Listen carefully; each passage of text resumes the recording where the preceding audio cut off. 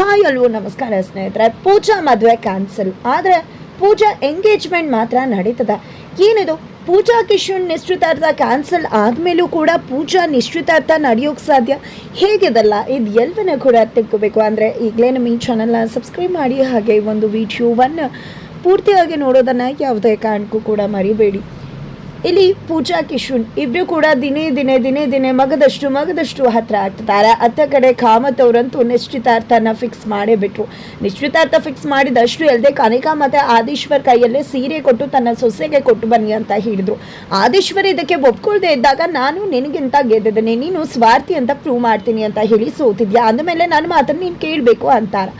But ಇಲ್ಲಿ ಆದೀಶ್ವರ್ ನಾನು ಇನ್ನೂ ಸೋತಿಲ್ಲ ಅಂದಾಗ ಈಗ ಮೇಲ್ಗೈ ನಂದಿದೆ ಅಂದಮೇಲೆ ನನ್ನ ಮಾತು ನಡಿಬೇಕು, ನೀನು ಭಾಗ್ಯ ನಿಸ್ವಾರ್ಥಿ ಅಲ್ಲ ಸ್ವಾರ್ಥಿ ಅನ್ನೋದನ್ನ ಪ್ರೂವ್ ಮಾಡಿದ್ರೆ ನಾನು ನಿನ್ನ ಡಿಸಿಷನ್ಗೆ ಓಕೆ ಅಂತ ಹೇಳ್ತೀನಿ, ಆ ಕ್ಷಣನೇ ಮದುವೆಯನ್ನು ನಿಲ್ಲಿಸ್ತೀನಿ ಅಂತ ಹೇಳಿ ಅಪ್ಪ ಹೇಳ್ತಾರೆ. ಫೈನಲಿ ಆದೀಶ್ವರ್ ಮತ್ತೆ ಕನಿಕಾ ಇಬ್ರು ಕೂಡ ಭಾಗ್ಯ ಮನೆಗೆ ಸೀರೆ ಕೊಡ್ಲಿಕ್ಕೆ ಅಂತ ಹೋಗ್ತಿದ್ದಾರೆ. ಕಾಮತ್ ಅವರು ಭಾಗ್ಯಕ್ಕೆ ಕಾಲ್ ಮಾಡಿ ನಮ್ಮ ಕಡೆಯವರು ಸೀರೆ ತಂದು ಕೊಡ್ತಿದ್ದಾರಮ್ಮ, ಪೂಜಾಗೋಸ್ಕರ ಸೀರೆ ಕೊಟ್ಟು ಕಳಿಸ್ತಾ ಇದ್ದೀನಿ ನಿಶ್ಚಿತಾರ್ಥಕ್ಕೆ ಅಂತ ಹೇಳ್ತಾರೆ. ಈ ಕಡೆ ಭಾಗ್ಯ ಅದೆಲ್ಲ ಬೇಕಿತ್ತ ಸರ್ ಅಂದಾಗ ನಮ್ಮನೆ ಹುಡುಗಿಗೆ ನಾವು ಪ್ರೀತಿಯಿಂದ ಸೀರೆ ಕೊಡಬಾರ್ದ ಅಂತ ಕೂಡ ಹೇಳ್ತಾರೆ. ತದನಂತರ ಭಾಗ್ಯ ಮನೆಯವರು ಎಲ್ಲರೂ ಕೂಡ ವೇಚ್ ಮಾಡ್ತಾ ಇರ್ತಾರೆ. ಅದಕ್ಕೆ ಸರಿಯಾಗಿ ಬರೋದು ಅಲ್ಲಿಗೆ ಆದೀಶ್ವರ್ ಮತ್ತೆ ಕನಿಕಾ ಇಬ್ರು ಕೂಡ ಬರ್ತದಾಗಿ ಶಾಕ್ ಆಗುತ್ತೆ ಎಲ್ರಿಗೂ ಕೂಡ. ಫೈನಲಿ ಖುಷಿಯಿಂದಾನೇ ಮಾಡ್ಕೋತಾರೆ, ಏನಪ್ಪಾ ಇದು ಇವರಿಬ್ರು ಸೀರೆ ತಗೊಂಡು ಬಂದ್ರ ಅಂತ ಹೇಳಿ. ನಂತರ ಹೇಗಿದ್ರೆ ಏನು ಅಂತ ಕನಿಕಾ ಮತ್ತೆ ಆದೀಶ್ವರ್ನ ಉಪಚರಿಸ್ತಾರೆ. ತದನಂತರ ಪೂಜಾನ ಕರೀತಾರೆ. ಪೂಜಾ ಬಂದದೆ ತಗೊಮ್ಮ ನಮ್ಮನೆ ಕಡೆಯಿಂದ ಸೀರೆ ಎಂಗೇಜ್ಮೆಂಟ್ಗೆ ಅಂತ ಹೇಳಿ ಆದೀಶ್ವರೇ ತಮ್ಮ ಕೈಯಾರಿ ಪೂಜಾಗೆ ಸೀರೆಯನ್ನ ಕೊಡ್ತಾರೆ. ಇದರಿಂದ ಎಲ್ರಿಗೂ ಖುಷಿ ಆಗುತ್ತೆ. ನಂತರ ಏನಾದರೂ ಕುಡಿಯೋಕೆ ತಗೊಂಡ್ ಬಾ ಅಂತ ಹೇಳಿ ಮಾವ ಅತ್ತೆ ಮತ್ತೆ ಹೇಳಿದಕ್ಕೆ ಇಲ್ಲಿ ಭಾಗ್ಯ ಹೋಗ್ತಿರ್ತಾರೆ. ಬಟ್ ಏನು ಬೇಡ, ನಾವು ಹೊರಡ್ತಾ ಇದ್ದೀವಿ, ಸೀರೆ ಕೊಟ್ಟು ಹೋಗೋಣ ಅಂತ ಬಂದ್ವಿ ಅಂತ ಹೇಳಿ ಆದೀಶ್ವರ್ ಕನಿಕಾ ಅಲ್ಲಿಂದ ಹೋಗ್ತಾರೆ. ನಂತರ ಭಾಗ್ಯ ಅವರನ್ನ ಕಳ್ಸೋಕೆ ಅಂತ ಬಂದಾಗ ಈ ಕಡೆ ಕನಿಕಾ ಏನ್ ಭಾಗ್ಯ ನಮ್ಮನ್ನ ಕಳ್ಸೋಕೆ ಅಂತ ಬಂದಿದ್ಯಾ, ಕಳ್ಸೋ ಅವಶ್ಯಕತೆ ಇಲ್ಲ, ಬಂದವ್ರಿಗೆ ಹೋಗೋದು ಗೊತ್ತಿಲ್ವಾ ಅಂತ ಹೇಳ್ತಾರೆ. ಈ ಕಡೆ ಆದೀಶ್ವರ್ ಖುಷಿ ಪಡ್ಬೇಕಾಗಿಲ್ಲ, ನಾವು ಸೀರೆ ತಗೊಂಡ್ ಬಂದ್ವಿ ಅನ್ನೋ ಕಾರಣಕ್ಕೆ ಈ ಮದ್ವೆಗೆ ನಾನು ಒಪ್ಕೊಂಡಿದ್ದೀನಿ ಅಂತ ಅನ್ಕೊಂಡ್ರೆ ಅದು ನಿಮ್ಮ ಭ್ರಮೆ ಆಗತ್ತ. ನನ್ನ ಅಪ್ಪ ಒತ್ತಾಯ ಮಾಡಿದ್ರು ಅನ್ನೋ ಒಂದೇ ಕಾರಣಕ್ಕೆ, ಅಪ್ಪನ ಬೇಜಾರಾಗಬಾರ್ದು ಅನ್ನೋ ಒಂದೇ ಕಾರಣಕ್ಕೆ ನಾನು ಸೀರೆಯನ್ನ ತಗೊಂಡು ಬಂದಿದ್ದೇನೆ, ಬಂದು ಕೊಟ್ಟಿತ್ತು ಅಂತ ಹೇಳ್ತಾರೆ. ಈ ಮದುವೆ ಯಾವುದೇ ಕಾರಣಕ್ಕೂ ನಡೆಯೋದಿಲ್ಲ, ನೀವು ಹಾಕಿರೋ ಮುಖವಾಡನ ನಾನು ಕಳ್ಳಿ ಚುಟ್ಟೆ ಇಡ್ತೀನಿ ಅಂತ ಚಾಲೆಂಜ್ ಮಾಡಿ ಆದೀಶ್ವರ್ ಅಲ್ಲಿಂದ ಹೊರಡ್ತಾರೆ. ಈ ಕಡೆ ಭಾಗ್ಯಗೆ ಏನ್ ಮಾಡ್ಬೇಕು ತೋಚ್ತಾ ಇಲ್ಲ. ಆ ಕಡೆ ಕಿಶನ್ ತುಂಬಾ ಒಳ್ಳೆ ಹುಡುಗ, ಈ ಕಡೆ ಮನೇಲಿ ನೋಡಿದ್ರೆ ಮದ್ವೆ ಮುರಿಬೇಕು ಅಂತ ಟ್ರೈ ಮಾಡ್ತಿದ್ದಾರೆ, ತನ್ನ ತಂಗಿನ ಹೇಗ್ ಮದ್ವೆ ಮಾಡ್ಕೊಡೋದು ಅನ್ನೋ ಆಲೋಚನೆ. ಒಳಗಡೆ ಬಂದ್ರೆ ಎಲ್ಲರೂ ಕೂಡ ಪೂಜಾನ ರೇಗಿಸ್ತಿದ್ದಾರೆ, ಸೀರೆಯನ್ನ ನೋಡ್ತಿದ್ದಾರೆ, ತುಂಬಾ ಚಂದ ಇದೆ ಅಲ್ವಾ ಅಂತ ಕೂಡ ಹೇಳ್ತಿದ್ದಾರೆ. ಇದರ ನಡುವೆ ಆದೀಶ್ವರ್ ಏನಿದು ಮದುವೆ ನಿಲ್ಲಿಸ್ಬೇಕು ಎಂಗೇಜ್ಮೆಂಟ್ ನಿಲ್ಲಿಸ್ಬೇಕು ಅಂತ ಅನ್ಕೊಂಡಿದ್ದು ನಾವೇ ಸೀರೆ ಕೊಡೋ ಹಾಗೆ ಆಯ್ತಲ್ಲ ಅಂತ ಹೇಳಿ ಕನಿಕಾ ಹತ್ರ ಹೇಳ್ತಿರ್ತಾರೆ. ಅಷ್ಟರಲ್ಲಿ ಕನಿಕಾ ಅಯ್ಯೋ ಬ್ರೋ ನಾನು ನಿಶ್ಚಿತಾರ್ಥ ಕನ್ಫರ್ಮ್ ಮಾಡೋದನ್ನೇ ಮರ್ತು ಬಂದ್ಬಿಟ್ನಲ್ಲ, ನಾಳೆನೇ ಇದೆ ಅಂತ ಹೋಗಿ ಮಾಡಿ ಬರ್ತೀನಿ ಅಂತ ಹೇಳಿ ಮತ್ತೆ ಭಾಗ್ಯ ಮನೆಗೆ ಬರ್ತಾಳೆ ಕನಿಕಾ. ಇದರ ನಡುವೆ ಅಲ್ಲಿ ಆದೀಶ್ವರ್ ಅನ್ಕೋತಿದ್ದಾರೆ ಏನಪ್ಪಾ ಇದು ಅಂತ, ಹುಡುಗಿ ನಮ್ಮ ಮನೆಗೆ ಬರಬಾರ್ದು, ಯಾವುದೇ ಕಾರಣಕ್ಕೂ ನಿಶ್ಚಿತಾರ್ಥ ನಡಿಬಾರ್ದು ಅಂತದವಳು ಕನ್ಫರ್ಮ್ ಮಾಡಿ ಬರ್ತೀನಿ ಅಂತ ಹೋಗ್ತಿದ್ದಾಳಲ್ಲ ಅಂತ ಅನ್ಕೋತಾರೆ. ನಂತರ ಈತ ಕಡೆ ಖುಷಿಯಿಂದ ಎಲ್ಲ ಮಾತಾಡ್ಬೇಕಿದ್ರೆ ಕನಿಕಾ ಅಲ್ಲಿಗೆ ಬಂದಿದೆ, ನಾನು ನೀವು ಬಿಗ್ರ ಆಗ್ತಾ ಇದ್ದೀವಿ ಈಗ, ಅದಕ್ಕೋಸ್ಕರ ಜೊತೆಗೆ ನಾಳೆ ನಿಶ್ಚಿತಾರ್ಥ ಇರೋದ್ರಿಂದ ಹೇಗಿರಬೇಕು ಅನ್ನೋದನ್ನ ಕನ್ಫರ್ಮ್ ಮಾಡಿ ಹೇಳುವುದನ್ನೇ ಮರ್ತ್ಬಿಟ್ಟೆ ನಾನು ಅಂದಾಗ ಹೇಳಿ ನಿಮ್ಗೆ ಹೇಗೆ ಬೇಕು ಹೇಳಿ, ಖಂಡಿತ ನಮ್ಮ ಬಗ್ಗೆ ಎಲ್ಲವನ್ನೂ ಕೂಡ ಮಾಡಿಕೊಡ್ತಾಳೆ ಅಂತ ಸುನಂದವರು ಹೇಳ್ತಾರೆ. ಏನಿಲ್ಲ, ನಾವು ನಾಳೆ ಎಂಗೇಜ್ಮೆಂಟ್ ತುಂಬ ಚೆನ್ನಾಗಿ ನಡಿಬೇಕಾಗತ್ತೆ, ಜೊತೆಗೆ ಚೈನೀಸ್ ಡಿಶಸ್ ಅದು ಇದು ಎಲ್ಲ ಇರಬೇಕಾಗತ್ತೆ, ಜೊತೆಗೆ ಒಂದು ಒಳ್ಳೆ 5 ಸ್ಟಾರ್ ಹೋಟೆಲಿಂದನೇ ಫುಡ್ ಸರ್ವಿಸ್ ಬರಬೇಕಾಗತ್ತೆ, ಮತ್ತು ಸಿಂಪಲ್ ಆಗಿ ತುಂಬ ಗ್ರ್ಯಾಂಡ್ ಆಗಿ ಬೇಡ, ಸಿಂಪಲ್ ಆಗಿ ಫ್ಲವರ್ ಡೆಕೋರೇಷನ್ ಆಗಬೇಕು, ಹಾಗೆ ಒರಿಜಿನಲ್ ಫ್ಲವರ್ಸಿಂದ ಆಗಲಿ, ಪ್ಲಾಸ್ಟಿಕ್ ಫ್ಲವರ್ಸ್ ಬೇಡ, ಅಷ್ಟು ಲುಕ್ ಕೊಡೋದಿಲ್ಲ.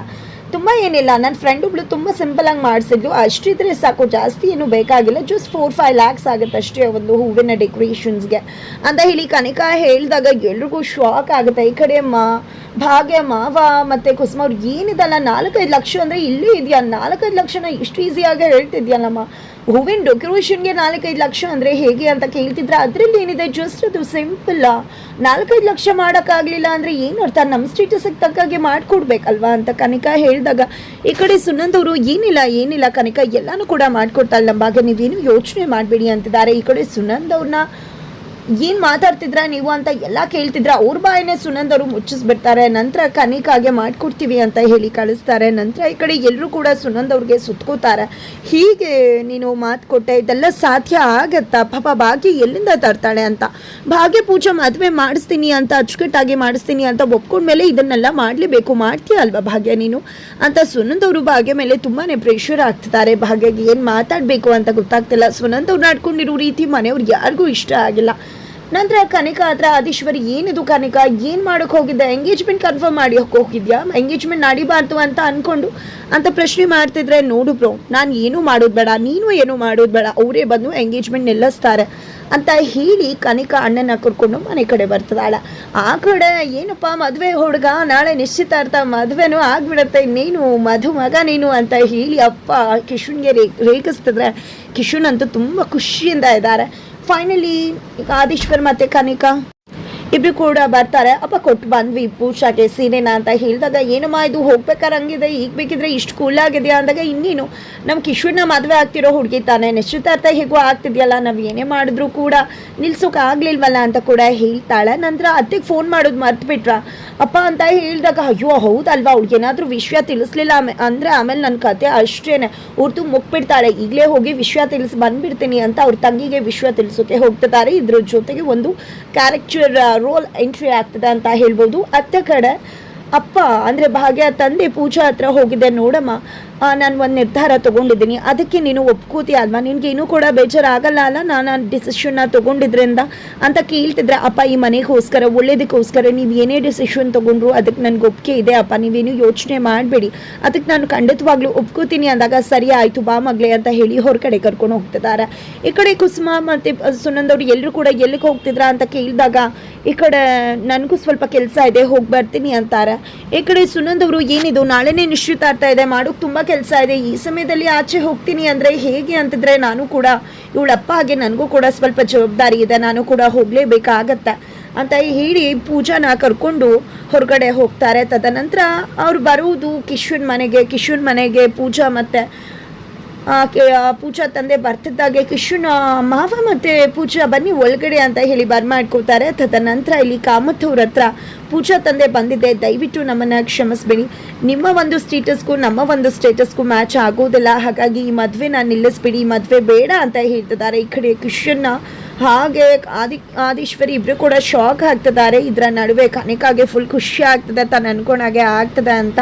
ಬಟ್ ಇಲ್ಲಿ ಪೂಜಾ ಕಣ್ಣಲ್ಲಿ ನೀರು ತುಂಬಿಕೊಂಡಿದ್ದಾಳೆ. ಈ ಕಡೆ ಏನು ಮಾತಾಡ್ತಿದ್ರೆ ನೀವು, ಯಾಕೆ ಅಂಥದ್ದೇನಾಯಿತು ಅಂದಾಗ, ಇಲ್ಲ ನಿಮ್ಮ ಒಂದು ಸ್ಟೇಟಸ್ಗೆ ತಕ್ಕ ಹಾಗೆ ನಮಗೆ ಖಂಡಿತ ಮದುವೆ ಮಾಡಿ ಕೊಡೋದು ತುಂಬಾ ಕಷ್ಟ ಆಗತ್ತೆ, ನಿಶ್ಚಿತಾರ್ಥಕ್ಕೆ ಇಷ್ಟು ಮಟ್ಟಿಗೆ ಮಾಡಿಕೊಡ್ಬೇಕು, ಒಂದು ಹೂವಿನ ಡೆಕೋರೇಷನ್ಗೆ 4-5 ಲಕ್ಷ ಈ ರೀತಿಯಾಗಿ ಅಂದರೆ ನಮ್ಮಿಂದ ಸಾಧ್ಯ ಆಗೋದಿಲ್ಲ ಅಂತ ಹೇಳಿ ಪೂಜಾ ತಂದೆ ಹೇಳ್ತಿದ್ದಾಗೆ, ಯಾರು ಹೇಳಿದ್ದು ನಿಮ್ಮನ್ನು ಮಾಡಿ ಅಂತ, ಎಲ್ಲ ನಾವೇ ಮಾಡ್ತೀವಿ, ಹುಡುಗಿನ ಕರ್ಕೊಂಡು ಬನ್ನಿ ಅಷ್ಟೇ ಅಂತ ಹೇಳ್ತಾರೆ. ಫೈನಲಿ ಎಂಗೇಜ್ಮೆಂಟ್ ಫಿಕ್ಸ್ ಆಗತ್ತೆ. ಈ ಕಡೆ ತಾನೇ ಮಾಡಬೇಕು ಅಂತ ಹೇಳಿ ತನ್ನಿಂದ ಎಷ್ಟು ಮಟ್ಟಿಗೆ ಸಾಧ್ಯ ಆಗುತ್ತೋ ಅಷ್ಟು ಮಟ್ಟಿಗೆ ತುಂಬ ಅಚ್ಚುಕಟ್ಟಾಗಿ ಎಂಗೇಜ್ಮೆಂಟ್ ಮಾಡಿಕೊಡೋಕ್ಕೆ ಸಿದ್ಧತೆಯನ್ನು ಮಾಡ್ಕೋತಾರೆ. ಹಾಗಿದ್ರೆ ಇಲ್ಲಿ ಭಾಗ್ಯ ಒಂದು ನಡವಳಿಕೆ ಆದೀಶ್ವರ ಮನಸ್ಸನ್ನು ಗೆಲ್ತಾ ಇದೆ. ಫೈನಲಿ ಭಾಗ್ಯ ಕ್ಯಾರೆಕ್ಟರ್ಗೆ ಫೆದಾ ಆಗೋದಂತೂ ಆದೀಶ್ವರ್ ಗ್ಯಾರಂಟಿ. ಹಾಗಿದ್ರೆ ಎಂಗೇಜ್ಮೆಂಟ್ ಹೇಗಿರುತ್ತೆ ಎಲ್ಲವನ್ನ ಕೂಡ ತಿಳ್ಕೊಬೇಕು ಅಂದರೆ ಈಗಲೇ ನಮ್ಮ ಈ ಚಾನಲ್ನ ಸಬ್ಸ್ಕ್ರೈಬ್ ಮಾಡಿ, ಹಾಗೆ ಮುಂದಿನ ವಿಡಿಯೋಗೋಸ್ಕರ ವೇಟ್ ಮಾಡೋದನ್ನು ಯಾವುದೇ ಕಾರಣಕ್ಕೂ ಕೂಡ ಮರಿಬೇಡಿ.